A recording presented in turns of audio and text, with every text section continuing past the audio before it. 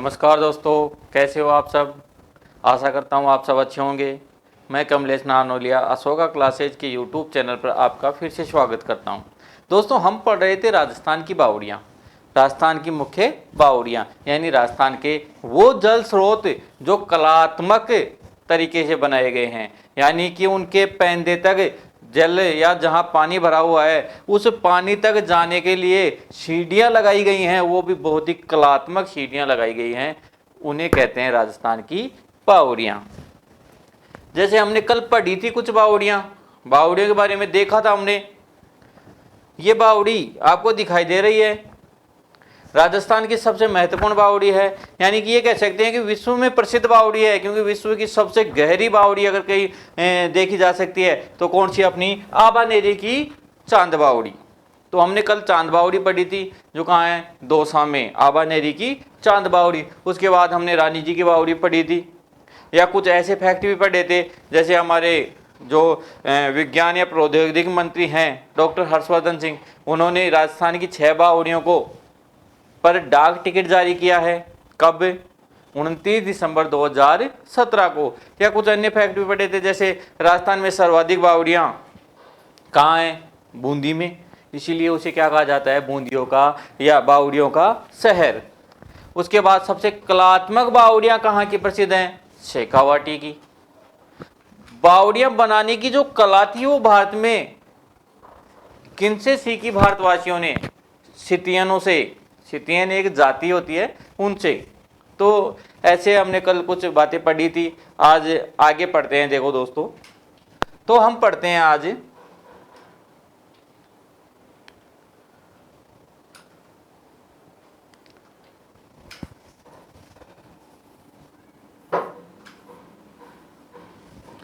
हम पढ़ते हैं राजस्थान के और अन्य जो बावड़ियां हैं उनके बारे में। देखो दोस्तों, एक कल हमने चांद बावड़ी पढ़ी थी, कल हमने पढ़ी चांद बावड़ी।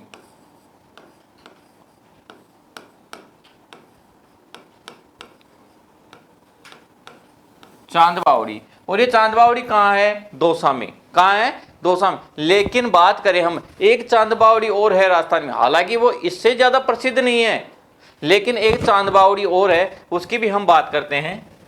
एक चांद बावड़ी और है जो कहाँ है, जोधपुर में। कहाँ है दोस्तों, जोधपुर में।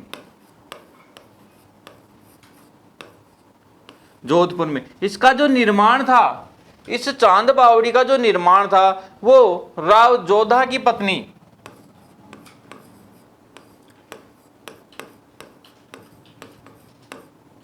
की रानी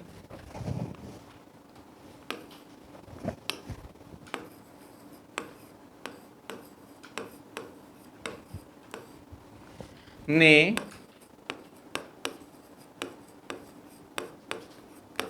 किसने करवाया था, राव जोधा की जो रानी थी उसने इस बावड़ी का निर्माण करवाया था, इसीलिए इस बावड़ी को चांद बावड़ी कहते हैं। यानी राव जोधा की जो रानी थी उसका नाम था चांद कंवर। हम कह सकते हैं कि जोधा की जो रानी थी उस चांद कंवर, उसने इस बावड़ी का निर्माण करवाया, इसलिए इसका भी नाम क्या पड़ गया, चांद बावड़ी। अब देखें आगे, तो ये जो चांद कंवर थी वो कहाँ की थी, ये जो रानी थी वो कहाँ की थी, या बात करें कि कौन से वंश से इसका ताल्लुक था, तो देखो दोस्तों, ये सोनगरा चौहान थी, ये सोनगरा रानी थी। ये जो चांद रानी थी ये सोनगरा रानी थी।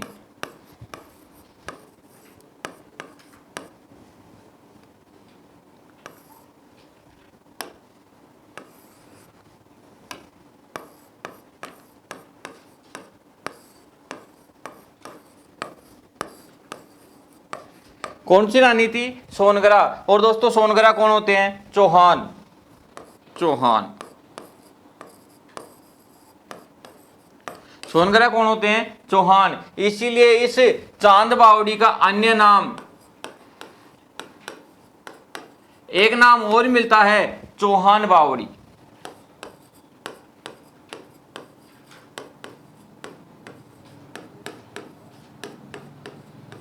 चौहान बावड़ी। तो देखो, हमने चांद बावड़ी पढ़ी, एक दौसा में जो काफ़ी प्रसिद्ध है। अगर दोनों ऑप्शन में एक साथ आ भी जाएं तो हमें दौसा ही करना है, ठीक है। वैसे ऑप्शन में दोनों एक साथ आएंगे नहीं, जोधपुर और दौसा। चांद बावड़ी जो दौसा की बात करें, उसका जो निर्माण था वो राव जोधा की रानी चांदगांव ने करवाया था। और ये सोनगरा रानी थी। कौन सी रानी थी? सोनगरा रानी थी। इसीलिए इस बावड़ी का नाम चौहान भी मिलता है, क्योंकि सोनगरा चौहान ही होते हैं। आगे देखते हैं दोस्तों,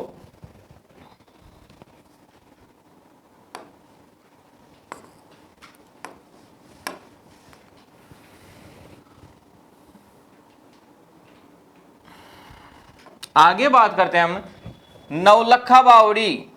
एक बावड़ी है नवलखा। नवलखा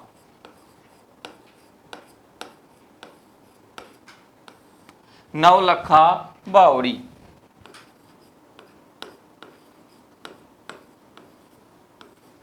नवलखा बावड़ी यह है कहाँ?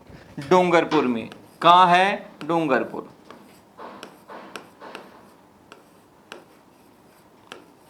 कहाँ है दोस्तों? डूंगरपुर में। इसी को कहते हैं नौलखा बावड़ी या नवलखा बावड़ी। नवलखा बावड़ी कह दो या नौलखा, या कह दो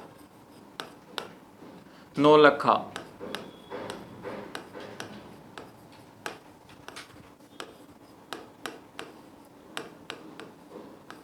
नौलखा बावड़ी। अब इसके निर्माण की बात करें, सबसे पहले तो बात कर रहे हैं कि यह है कहाँ? डूंगरपुर में। अब इसके निर्माण की हम बात करते हैं। इसका निर्माण जो था, निर्माण जो यहाँ के शासक थे आस्करण, डूंगरपुर के जो शासक थे आस्करण,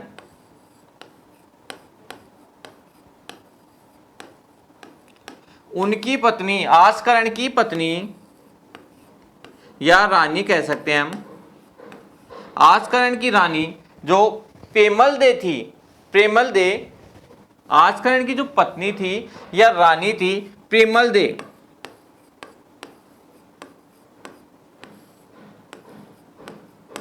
प्रेमलदे या देवी भी कह सकते हो, दे कह दो या देवी कह दो। प्रेमलदे इसने करवाया था, या इसके द्वारा, प्रेमलदे के द्वारा करवाया गया। तो नवलखा बावड़ी का निर्माण किसने करवाया? आस्करण की जो रानी थी प्रेमलदेव के द्वारा करवाया। कब करवाया गया? निर्माण 1662 ईस्वी को। ये लो दोस्तों, कब करवाया गया? 1662 ईस्वी को। अब बात, सॉरी दोस्तों, ये 1602 है, 1602 ईस्वी को करवाया गया। अब बात करें इस बावड़ी की, तो इस बावड़ी का देखो, नौलखा कहते किसे हैं? पहले तो ये देखो, नौलखा एक शब्द है, तो नौलखा किसे कहते हैं? नौलखा यानी जो सबसे महंगी वस्तुएं होती हैं, जो अनमोल होती हैं, उसे नौलखा कहते हैं। जैसे आपने एक सॉन्ग भी सुना होगा, नौलखा मंगा दे, ठीक है। तो नौलखा यानी जिसका कोई अनमोल चीज होती है ना, उसे नौलखा कहा जाता है। यानी इस बात करें इस बावड़ी की, तो सर्वाधिक जो धन खर्च हुआ था वो इसी नौलखा बावड़ी में हुआ था। जब बनाने के समय सर्वाधिक जो पैसे लगे थे वो इसी बावड़ी में लगे थे, इसीलिए इसे क्या कहा गया? नौलखा बावड़ी। तो बात करें निर्माण, निर्माण में सर्वाधिक धन, सर्वाधिक धन क्या हुआ था? खर्च हुआ था, या अत्यधिक महंगा इसका निर्माण कार्य पड़ा था। यानी सर्वाधिक धन खर्च हुआ,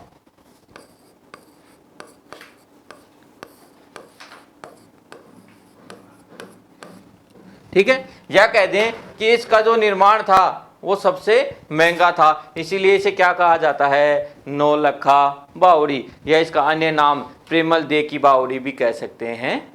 देखिए, अब बात करें इस बावड़ी के किनारे, इस बावड़ी के किनारे शिव और पार्वती के प्रतिमाएं लगी हुई है। यानी ये कह सकते हैं हम कि मंदिर है, या मुख्यतः तो पार्वती की ही प्रतिमा है, लेकिन पार्वती के साथ दोस्तों शिव होते हैं कि नहीं होते हैं? हाँ होते हैं। अकेली पार्वती की प्रतिमा नहीं होती है, इसलिए उसके साथ शिव भी हैं।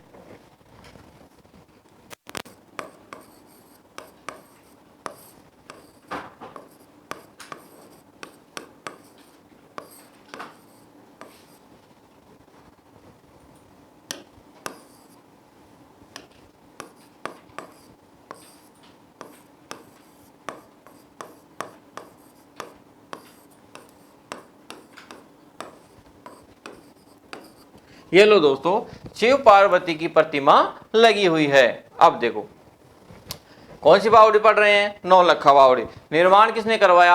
आस्करण की रानी प्रेमल ने। कब करवाया? 1602 में। कहाँ करवाया? डूंगरपुर में। सर्वाधिक पैसे कौन सी बावड़ी में खर्च हुए? नौलखा बावड़ी में। कौन सी बावड़ी के किनारे शिव पार्वती की प्रतिमा है? नवलखा बावड़ी। देखो दोस्तों, शिव पार्वती की प्रतिमा जो है अन्य कई बावड़ियों के किनारे आपको देखने को मिल जाएंगी, लेकिन इस बावड़ी की जो प्रतिमा है थोड़ी सी प्रसिद्ध है। चलो आगे देखते हैं अन्य किसी बावड़ी के।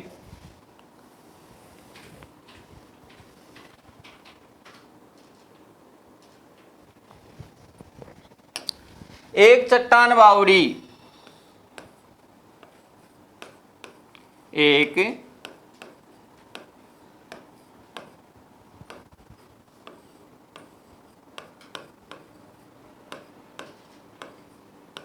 एक चट्टान बावड़ी।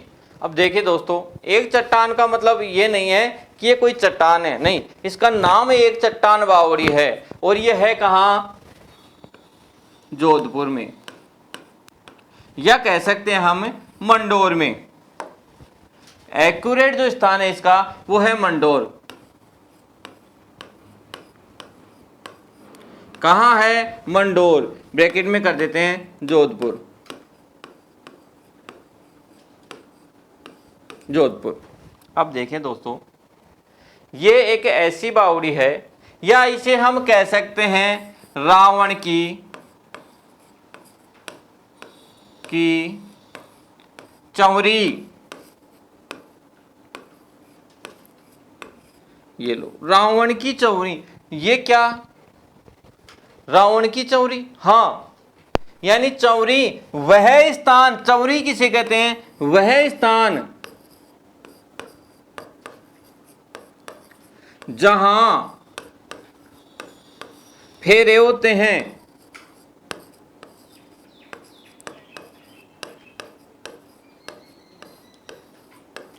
वह स्थान जहां फेरे होते हैं क्या कहलाती है?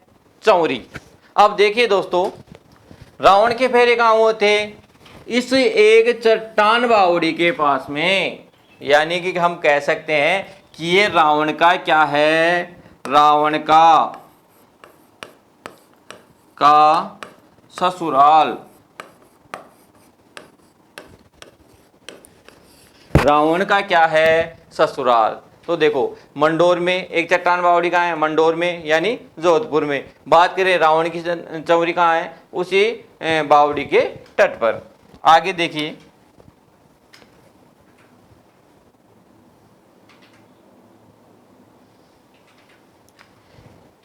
एक बावड़ी देखते हैं हम, नीमराणा की बावड़ी।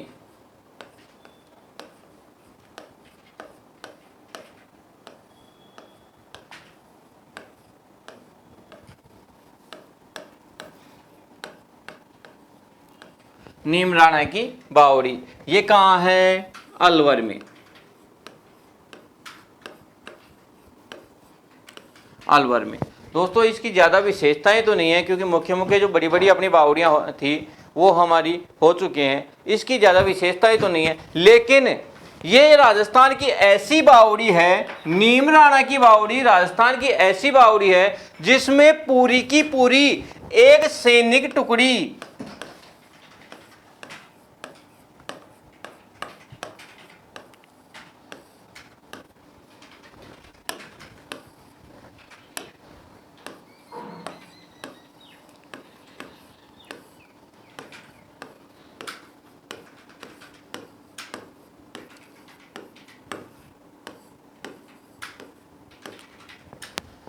नीमराना की जो बावड़ी है उसकी एक मुख्य विशेषता है कि ये एक ऐसी बावड़ी है जिसमें पूरी की पूरी एक सैनिक टुकड़ी समा सकती है। समाने का मतलब जब कोई युद्ध हो रहा हो और किसी टुकड़ी को, सैनिक टुकड़ी को कहीं छिपाना हो कि युद्ध की कोई नीतियां होती हैं, ये टुकड़ियों को छिपाना आ रही है, तो पूरी की पूरी एक सैनिक टुकड़ी इसमें ठहर सकती है, यानी इसमें समा सकती। इतनी बड़ी इसमें स्पेस है, इस बावड़ी में इतनी बड़ी बावड़ी है कि पूरी की पूरी टुकड़ी इसमें समा सकती है, यानी कि छिपाया जा सकता है। आगे देखें, अन्य बात करते हैं हम, तो इसके बाद एक नई बावड़ी देखते हैं। सबसे पहले हम देखते हैं बाटाडू का कुआं। बाटाडू का कुआं,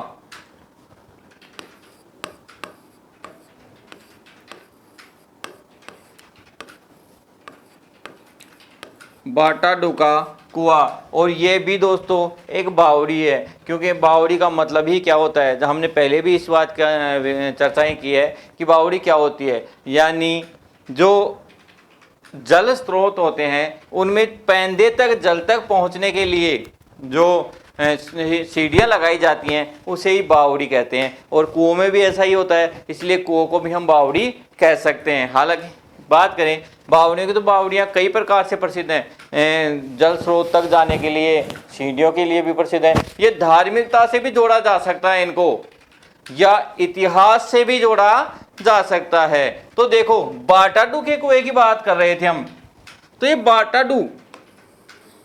बाटाडू का कुआं है कहां? बाड़मेर में। बाड़मेर में इसकी मुख्य विशेषता की बात करें हम, तो इसे कह सकते हैं हम, या इसका निर्माण की बात करें, इसका जो निर्माण करता है वो है दोस्तों सिणधरी का ठाकुर गुलाब सिंह। सिणधरी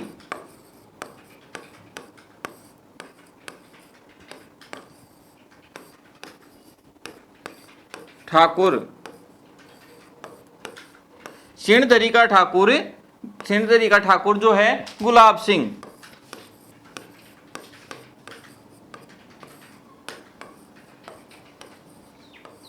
सिणधरी का ठाकुर गुलाब सिंह, इसका निर्माणकर्ता कौन है? सिणधरी का ठाकुर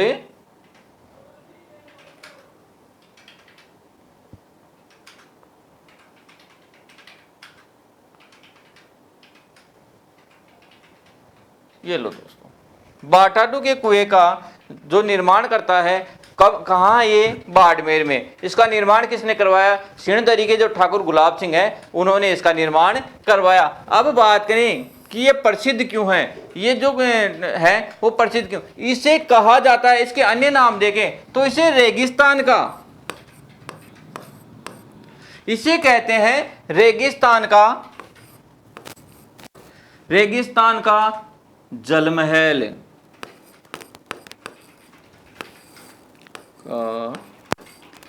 जलमहल, रेगिस्तान का जलमहल।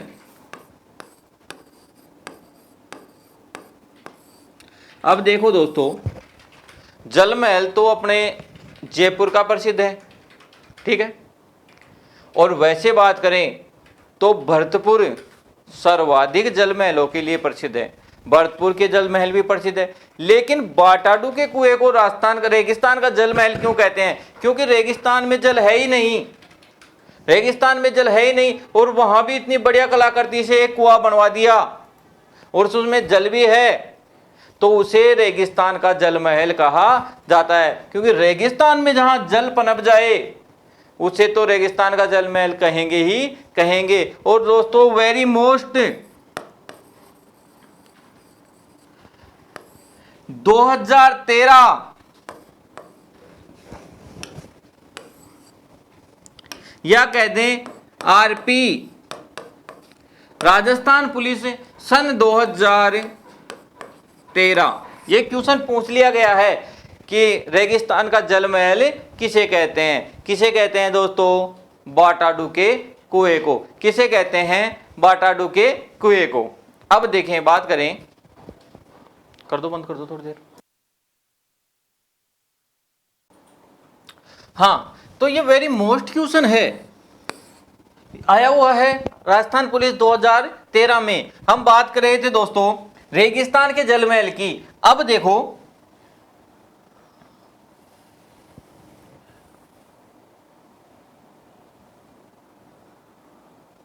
हम एक चीज और पढ़ते हैं इसी क्रम में, जैसे हमने रेगिस्तान का जल महल पढ़ा, इसी क्रम में हम पढ़ते हैं एक और चंदन नलकूप।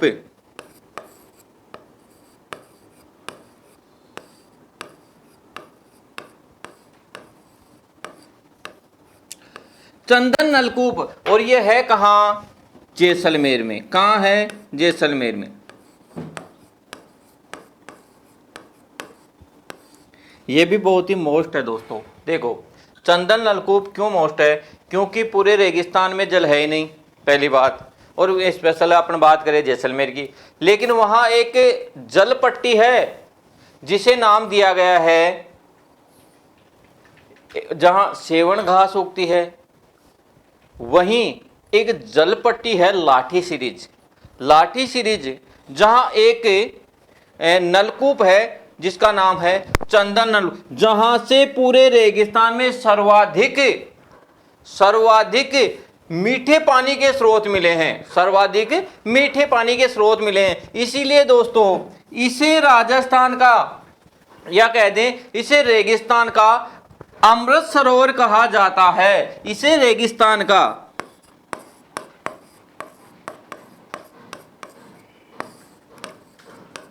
अमृत सरोवर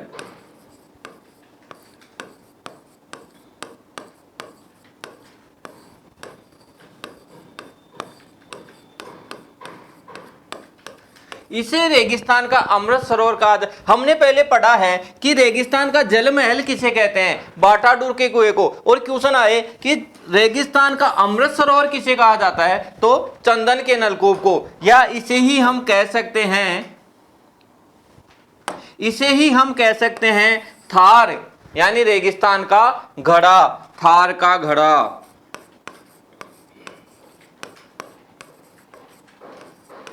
ये भी क्वेश्चन आ चुका है दोस्तों राजस्थान पुलिस में।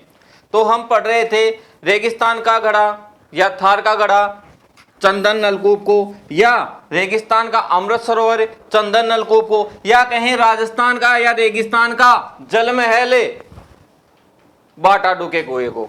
आगे देखिए दोस्तों, अब कुछ अन्य महत्वपूर्ण जो बावड़ियां हैं, जो छोटी छोटी बावड़ियां हैं, उनकी केवल अपने को जिले ही याद रखने हैं। जैसे हम बात करते हैं, सबसे पहले बात करें हरामियों की बावड़ी या हरामखोरों की बावड़ी।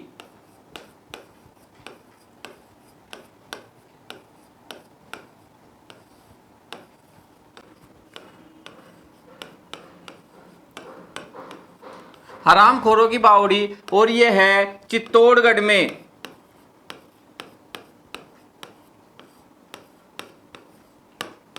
चित्तौड़गढ़ में कौन सी बावड़ी? हरामखोरों की बावड़ी। उसके बाद बात करते हैं हम, एक हाड़ा रानी की बावड़ी है, हाड़ा रानी की बावड़ी।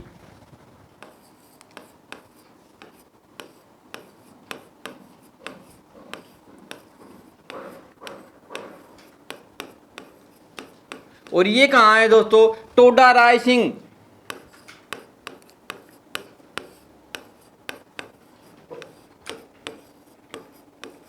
और टोडा राय सिंह कहां है? टोंक में। टोंक में। तो हाड़ा रानी ये वही सलह कंवर है जिसने अपना शीश काट के दे दिया था चूड़ावत को, और उसकी जो बावड़ी फेमस है वो है टोंक में। कहां है? टोंक में। अब देखिए यहां तक हमने पढ़ा दोस्तों। आज हमने पढ़ा कुछ महत्वपूर्ण बावड़ियों के बारे में, जिनमें सबसे पहले हमने पढ़ी थी चांद बावड़ी।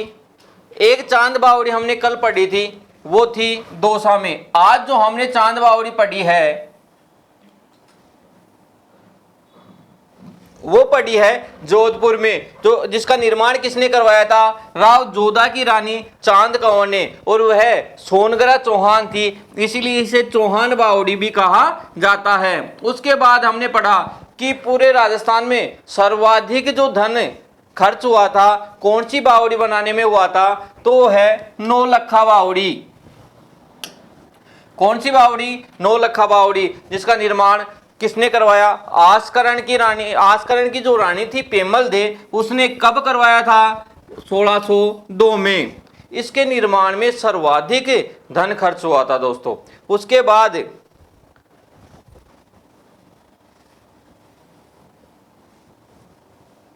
हमने बात की कि इसके तट पर जो है शिव और पार्वती की प्रतिमा भी है, वहां तक हमने देखा।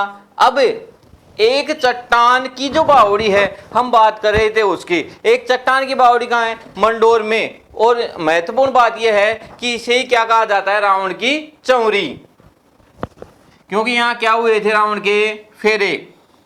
अब बात करें, एक बावड़ी हमने पढ़ी नीमराणा की बावड़ी, जो कहाँ है? अलवर में। इसकी मुख्य विशेषता यह है कि इस बावड़ी में एक सैनिक टुकड़ी को एक साथ रखा जा सकता है। उसके बाद हमने पढ़े बाटाडू का कुआं, जो कहाँ है?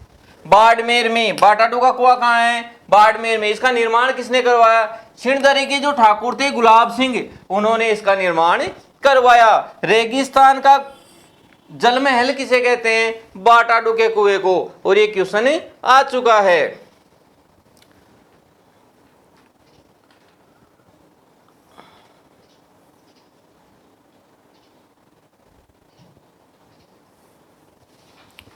उसके बाद हम बात कर रहे हैं चंदन नलकूप की। चंदन नलकूप कहाँ है? जैसलमेर में। जो लाठी सीरीज है उसमें एक नलकूप लगाया गया है, जिसे क्या कहा गया? चंदन का नलकूप। इसे रेगिस्तान का क्या कहा जाता है? अमृत सरोवर, क्योंकि पूरे रेगिस्तान में यहीं से क्या निकलता है? मीठा पानी। क्या निकलता है? मीठा पानी। इसे ही धार का गढ़ा कहा जाता है। आगे हमने पढ़ा हरामखोरों की बावड़ी कहाँ है? चित्तौड़गढ़ में। हाड़ा रानी की बावड़ी कहाँ है? टोडा राय सिंह टोंक में। तो दोस्तों ये थी अपनी कुछ मुख्य बावड़ियाँ। अब जो मुख्य बावड़ियाँ जो हैं उनका विवरण हम पढ़ेंगे अगली क्लास में। धन्यवाद दोस्तों।